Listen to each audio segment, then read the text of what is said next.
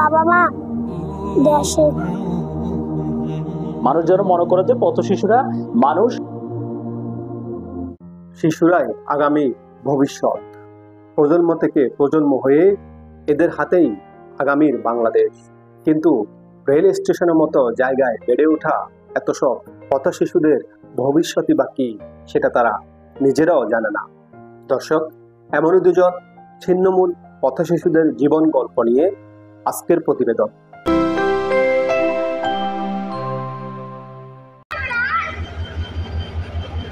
ছিন্নমূল পথশিশু, এত বড় শহরেও যাদের মাথা গুঁজার ঠাঁই নেই, নেই ন্যূনতম খাবারের নিশ্চয়তা।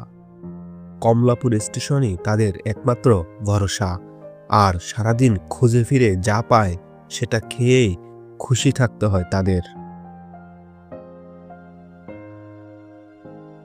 পথশিশুর উন্নয়নের বিষয়ে কথা বলেছেন পরিবর্তনের জন্য কর্ম বাংলাদেশের নির্বাহী পরিচালক জনাব কাদির নোমান।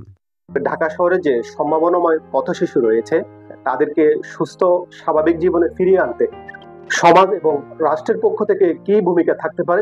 সচেতনতা বৃদ্ধি করতে হবে।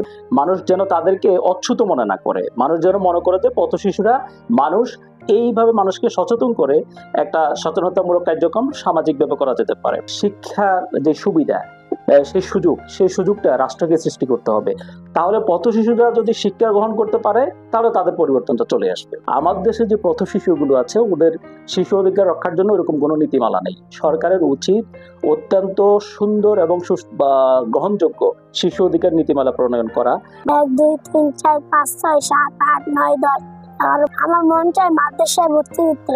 খারাপ কাজ করলে একটা পাপ না, খারাপ কাজ জীবনে করা ভালো না।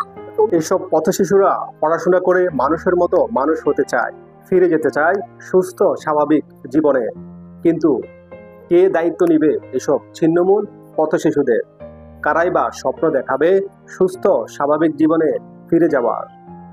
সমাজ এবং রাষ্ট্রের বিত্তবান এবং দায়িত্বশীল মানুষদের প্রতি এই আবেদন রেখে গেলাম। আজ এই পর্যন্তই। আবারও কথা হবে পথ শিশু পর্বের দ্বিতীয় পর্বে।